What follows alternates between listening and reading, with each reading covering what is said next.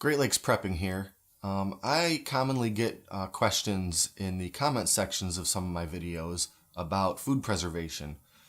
I've made a few food preservation related videos, and there's usually a few questions about maybe the method I used or didn't use, or some specifics about what I was doing.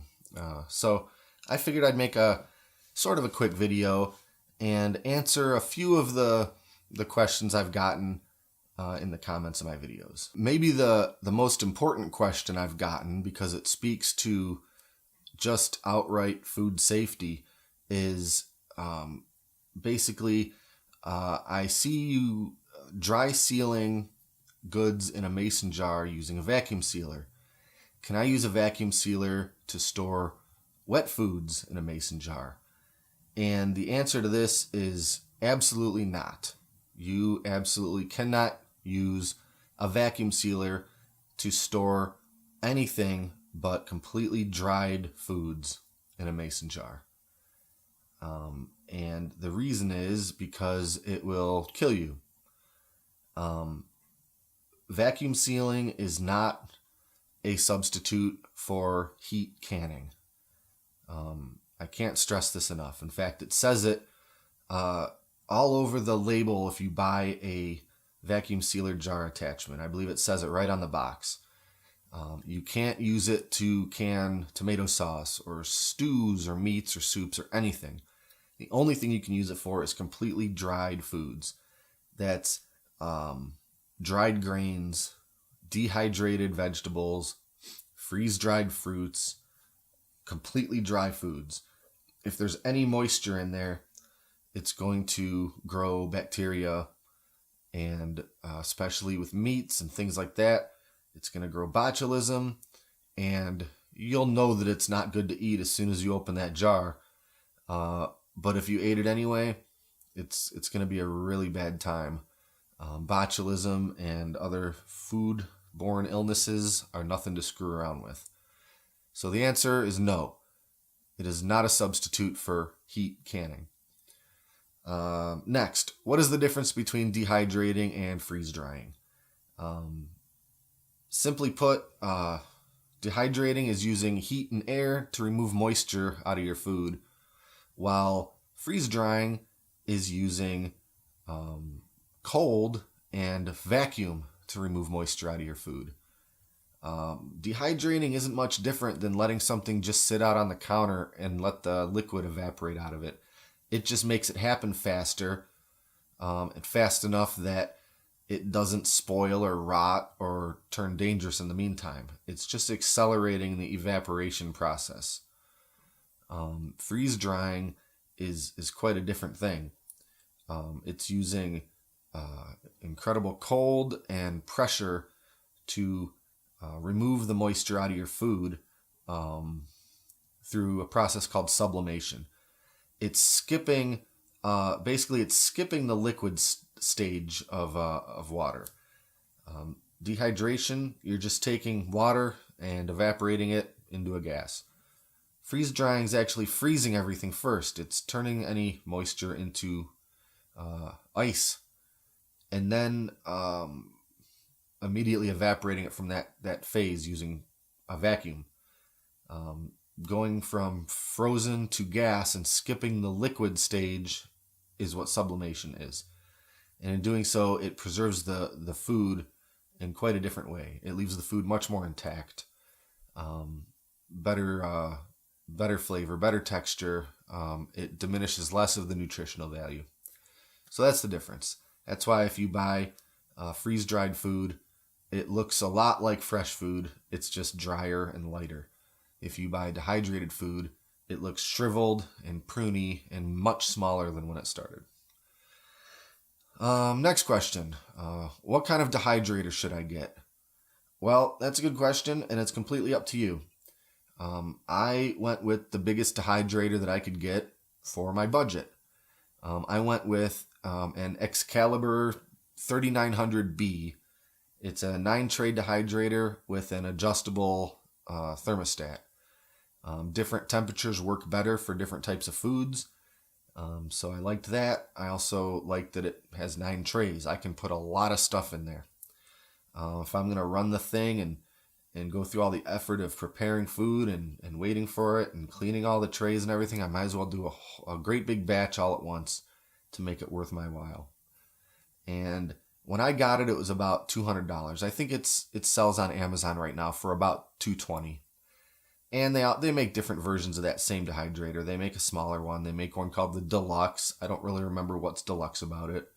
I think they make a stainless steel version. But I recommend the Excalibur brand. It's served me very well. The parts are very straightforward, and I've heard they're easy to replace if one of them ever breaks. So, yeah, it's up to you. Any dehydrator is better than no dehydrator. But my opinion is get the best one that your budget allows. Next question. Why don't you use Mylar bags and buckets instead of jars? That is a common way to store things like grains, rice, beans, oats, stuff like that. And yeah, you can store a lot of that stuff in a pretty small amount of space. You seal your food in a Mylar bag, put in a bunch of oxygen absorbers, and then you put that whole bag into a 5-gallon bucket. The bag protects the food, the bucket protects the bag. Works pretty well. I don't generally use them though, and there's a couple reasons why. Once you open a 5-gallon bag of rice, you've unsealed 5 gallons of rice, and that's a lot of food that's now unsealed. If I store it in a jar, I can unseal a very small amount at a time. I don't have to expose my whole bucket full of rice to the air. I can just expose, I don't know, about a few cups of rice at a time, really. The other reason that I don't prefer using the Mylar bags is because out of all the years that I've done Mylar and mason jars, I've had a Mylar bag fail on me 2 times. That's where some part of it either was punctured or a seam came apart or otherwise lost its seal. And I opened up the bucket and the bag was no longer sealed. I've never had that happen sealing dried goods in a mason jar. The only exception to that is when I tried vacuum sealing white flour in a mason jar. The problem with that is that the vacuum sucks some of that dust upward and it gets trapped between the seal of the lid and the top rim of the glass jar. And that little bit of powder makes it so the seal can fail. And that has happened. So, but that seal failed within minutes after sealing it. The lid unpopped and I knew that it was a bad seal. So, kind of a side note to all this. If you're going to seal flour in a mason jar, I recommend using oxygen absorbers for it instead of your vacuum sealer machine. Next, let's see. How long will sealed dry goods last on the shelf? Again, it depends what it is. Rule of thumb for me, I like about 10 years. I know some of them will last a lot longer than that, and I'll probably let some of them go longer than that. Rice, beans, grains, stuff like that, I'm pretty comfortable with the idea of leaving them sealed for longer than 10 years. Some of the things that I dehydrate myself, vegetables, fruits, I don't want to leave them that long. I don't personally have the science to back up why you should or should not do that.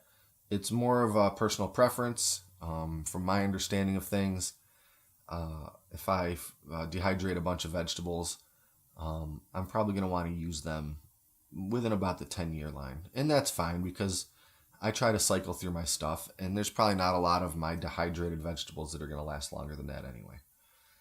But I do buy rice and beans and certain grains in bulk, so those could feasibly last a lot longer than 10 years as far as my use goes. So I'll probably, I won't throw them out if I have them. I'll leave them for as long as I can stand to keep them. And if for nothing else, to experiment and, the 20-year mark and see how they are, see how the quality is. So there's not one great answer for dry goods. It's kind of a complex question, so there's no one answer. I would recommend researching each individual food item that you're thinking about storing and getting an idea of their shelf life. The last question that I'll answer is, and I've spoke to this in a couple of my videos.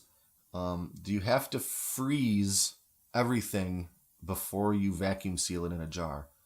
And this question has come up because when I'm sealing grains, I will first freeze them in my freezer. And the reason for this is because a lot of grains, especially ones that you buy in bulk, they can have insect eggs in there, weevils, and certain kinds of little creepy crawlies in there. And over time, those eggs can hatch.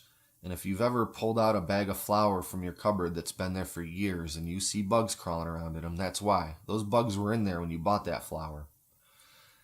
Now, if you freeze those grains for a minimum of about 3 days, it's said to destroy those eggs to the point where they cannot hatch.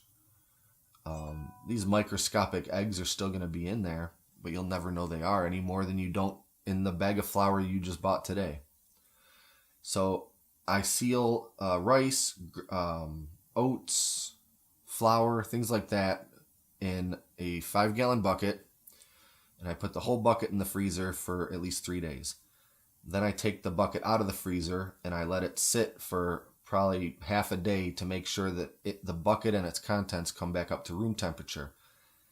I don't know if this is necessary, but I feel that if it's humid in the house or just humid on that day, that very cold rice could cause humidity to condense on it. And I don't want that condensation to be a problem when I'm dry sealing that rice in a jar for years and years. So for that reason, I let everything come back up to room temperature first before I seal it. I do not freeze vegetables that I dehydrate myself. I don't freeze beans. Basically, if it's a grain and it won't risk being destroyed by the freezing process or otherwise altered, I'll go ahead and freeze it. If I was going to freeze a bunch of beans, I worry that they might split, and I don't really find it as necessary with grains. I've never had a problem with weevils or anything like that in beans. I guess it's possible, but I've never seen it. So that's it for now. That's just a few of the questions I've gotten at least a couple of times throughout the course of the videos I've made. If you have any comments, by all means, let me know. Any questions about any of this stuff, I'll do my best to answer them in the comments, as well as maybe a follow-up video. So that's it. Until next time, this is Great Lakes Prepping.